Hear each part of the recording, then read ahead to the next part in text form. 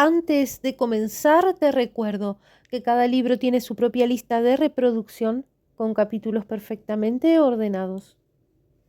El niño ruiseñor André Maurois. La ruptura con María fue la gran desgracia de su vida.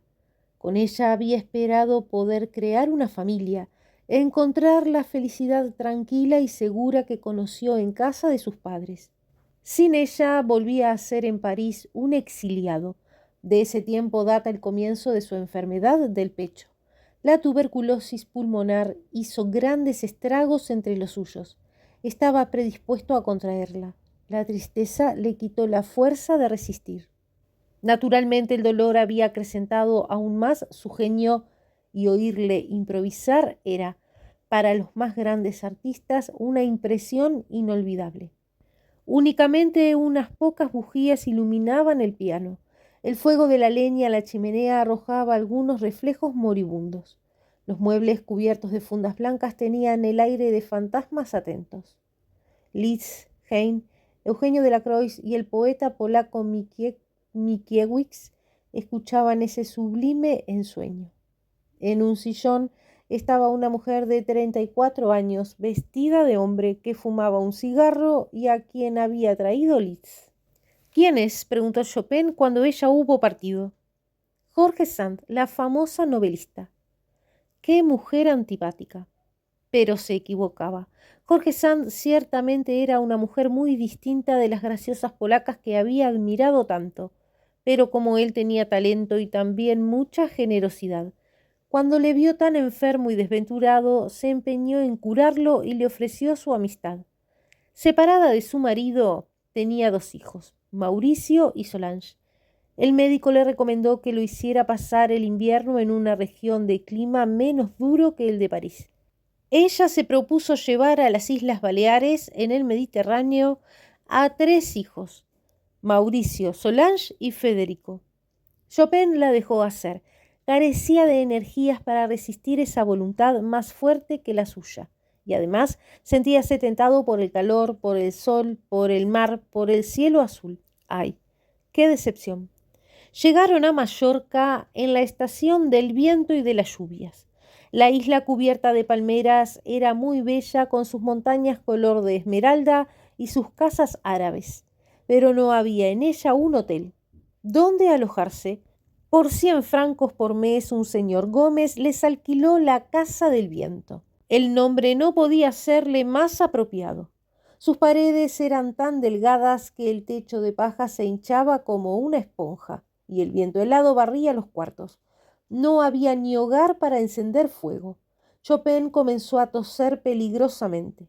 El señor Gómez tuvo miedo de contagiarse y aconsejó a los viajeros que fueran a vivir en la montaña a la Cartuja de Valdemosa. Era este un antiguo convento aislado, construido en la altura en un bosque de naranjos y limoneros. Alquilaron allí 3 celdas, una para Chopin y su piano, otra para Jorge Sand, una para los niños. Esteras de paja y pieles de cordero cubrían el suelo. El mal tiempo hacía muy difíciles las comunicaciones con la ciudad. Los torrentes aquí construyen los caminos y las avalanchas los conservan, decía Chopin. El pan llegaba empapado de lluvia. La cocina, condimentada de pimienta y ajo que les hacía una empleada mallorquina, enfermaba a Chopin. El convento era de una espantosa tristeza. Chopin, muy nervioso y sensible, decía que ese convento estaba lleno de fantasmas. Jorge Sand y sus hijos, que estaban muy sanos y hacían largas caminatas por la montaña, al regreso encontraban a Chopin pálido ante su piano, los ojos despavoridos y erizados los cabellos. Hacía un esfuerzo para volver a la tierra y les tocaba cosas sublimes que acababa de componer y que tenían por tema su soledad, su tristeza y sus terrores. Esas cosas sublimes eran los preludios. Estaban llenos de cantos fúnebres para los monjes muertos, pero también de la risa de los niños, del sonido lejano de guitarras españolas y de coros de pájaros bajo la fronda húmeda. Un día en que Jorge Sand y sus hijos fueron a la ciudad para hacer compras, estalló un terrible huracán. Sobre Valdemosa se abatieron torrentes de lluvia. Chopin, sentado al piano, oprimido por la inquietud, ardiendo por la fiebre, adormecióse a medias. Del techo caían gotas de lluvia con un ruido monótono, con ritmo, sobre las baldosas. Soñó que estaba muerto, ahogado en un lago y que gotas pesadas y frías caían sobre su corazón. Sin que lo supiese, sus manos corrían por el teclado y el ritmo de las gotas convertíanse en tema de un preludio. Cuando regresaron después de pasar el huracán, encontraron a Chopin al piano. Lloraba y tocaba para él mismo el admirable preludio de la gota de agua. Viéndolos entrar, profirió un fuerte grito y luego dijo con aire descarriado: «Ah, bien sabía que todos ustedes estaban muertos». Poco a poco recobró la lucidez. Sus amigos solo estaban mojados por la lluvia. Les narró su sueño y les tocó el preludio. Permanecieron algún tiempo en Marsella, yendo hasta Génova, pero Chopin ya solo alentaba un deseo: estar tranquilo. La vida que amaba era una vida de ensueños, de música, de largas conversaciones amistosas. Jorge Sand le ofreció hospitalidad en la propiedad de campo que poseía en Nohant. Era una comarca simple y monótona, con grandes nogales, senderos umbrosos y casitas de campesinos rodeadas de parrales. Fue allí donde Chopin durante 8 años pasó todos los veranos, salvo el de 1840. Jorge Sand, que trabajaba de noche, se acostaba a las 6 de la mañana y dormía hasta mediodía. Después del almuerzo, hacía trabajar a sus hijos en tanto que Chopin al piano componía. Luego se cenaba al aire libre. Por la tarde, escribe Jorge Sand, Chopin me toca al piano entre 2 luces, después de lo cual se adormece como los niños al mismo tiempo que los niños. Está alegre ni bien siente un poco de fuerza, y cuando está melancólico se arroja sobre su piano y compone bellas páginas. Todo era pretexto para hacer música. Cierto día, como el perrito de Jorge Sand giraba corriendo tras de su propia cola, su ama, divertida por esa danza, dijo a Chopin: «Si tuviera el talento de usted, compondría el vals del perrito». Así nació el vals en re bemol.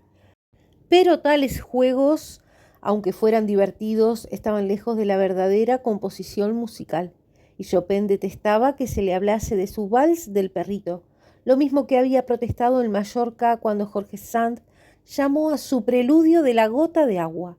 A pesar de Chopin, la expresión ha sobrevivido. A menudo había invitados y muchos de ellos eran dignos de Chopin.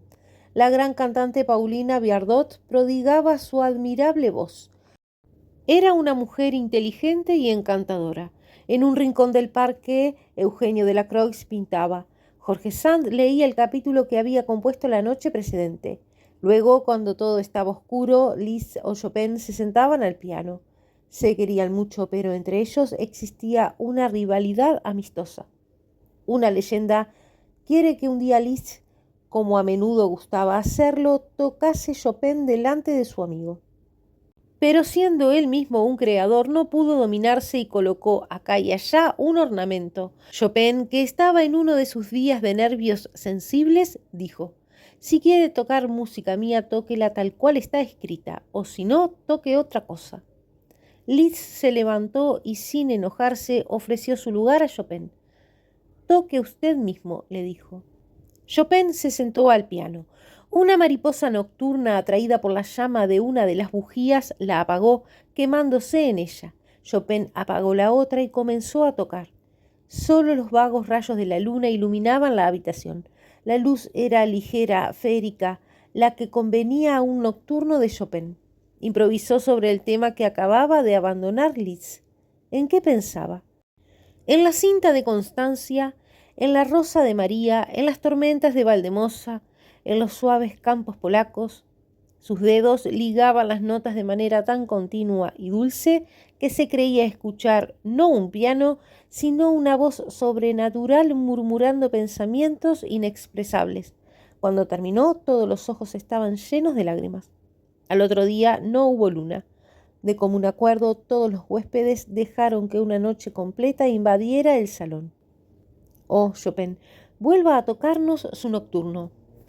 Chopin tomó a Liszt por el brazo y en la oscuridad lo empujó hacia el piano.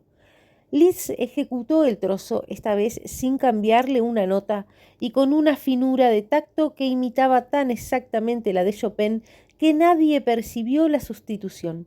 Cuando se calló y se hicieron oír de todas partes murmullos de admiración, Liszt se puso de pie y bruscamente encendió una de las bujías. ¿Cómo? ¿Era usted Liszt? Era Liszt, dijo Chopin, y estuvo admirable. Con frecuencia, Chopin sostenía largas conversaciones con Delacroix, que adoraba la música y se sabía de memoria todas las óperas de Mozart. Gustaba pintar bajo los árboles mientras ráfagas de la música de Chopin le llegaban por las ventanas abiertas sobre el jardín, mezclándose al canto de los ruiseñores y al olor de las rosas. No todos gustaban igualmente de Chopin. Muy refinado, acostumbrado a las perfectas maneras de los aristócratas de su país. Chopin entendíase mal con los filósofos de largas barbas que entusiasmaban a Sand, o con ciertos propietarios berrinchones, buena gentes, pero un poco vulgares. Su salud se hallaba gravemente afectada, y entre Jorge Sand y él los motivos de irritación no faltaban. En primer lugar, no tenía las mismas ideas políticas. Chopin era conservador, monárquico. Sand, republicana y socialista. Chopin era católico, no siempre muy practicante, pero en el fondo de su corazón piadoso e incluso devoto. Jorge Sand era incrédula. Él le reprochaba haber escrito una novela, Lucrecia Floriani, en la cual lo había pintado bajo el nombre del príncipe Carol, como a un ser irreal, egoísta, que no comprendía el mundo e incluso no lo veía. Los seres que no piensan como él convertíanse a sus ojos en especie de fantasmas, decía ella de Carol, y era cierto con respecto a Chopin, que siempre ocultaba sus desdenes y odios bajo una cortés amabilidad, pero que juzgaba severamente a los amigos políticos de Sand. Sobre todo, se entendía mal con ella acerca de los jóvenes. Mauricio, que no gustaba del piano y a quien la suerte de la Polonia mártir dejaba indiferente, reprochaba al compositor el vivir a expensas de su amiga y lo llamaba el parásito de mamá. Ese adolescente difícil, ruidoso, disgustaba a Chopin, que detestaba toda violencia. Por el contrario, amaba mucho a la hija, Solange, una linda rubia fresca, inteligente, pero disimuladamente pérfida, y que le llenaba la cabeza contra todo el resto de la casa. Solange gustaba refugiarse en casa de Chopin y encontrar en ella a todas las mujeres bonitas de París. Mauricio se complacía en estar en el salón de su madre, con los filósofos barbudos que preparaban la revolución. Cuando Solange quiso casarse contra la voluntad de su madre con un escultor, Chopin tomó el partido de la hija contra la madre y los dos viejos amigos se pelearon. Ni una carta más, ni una visita. Un silencio de muerte reemplazó una intimidad de todos los instantes. Para Chopin, ese año de ruptura, 1847, fue el año malo. Agravóse su enfermedad del pecho. En Francia parecía que la vida política se hacía de nuevo peligrosa. El rey Luis Felipe había perdido la popularidad. Los periódicos se burlaban de él y los diarios hacían la caricatura de su cabeza bajo la forma de una pera. El pueblo reclamaba el sufragio universal. Chopin había pasado toda su vida huyendo de las revoluciones. Aceptó ir a Inglaterra y Escocia para 2 conciertos que organizó una discípula muy querida, Miss Jane Stirling. Antes de abandonar París le rogaron que diera un último concierto. Se lo fijó para el 16 de febrero de 1848. El rey, la reina, los príncipes habían reservado entradas. No sospechaban que 8 días más tarde estarían en fuga. Como solo había 300 butacas, el público parisiense se disputó las entradas. Poder comprar una resultó un honor. La ejecución fue tan perfecta que pareció sobrehumana. Ese canto de cisne era un mensaje del paraíso, pero abandonando el escenario, Chopin se desvaneció. Algunos días después de la revolución que expulsó a Luis Felipe, el 4 de marzo encontró por azar a Jorge Sand, a quien no había visto desde hacía más de un año. Ella se detuvo y le estrechó la mano. «¿No tienes noticias de Solange?», le dijo. «No». Entonces le informaré que es usted abuela. Cuando fue a despedirse de Solange, ésta le preguntó cómo había encontrado a su madre. Bien, muy bien. El nacimiento de una república la hace más feliz que el hijo de usted.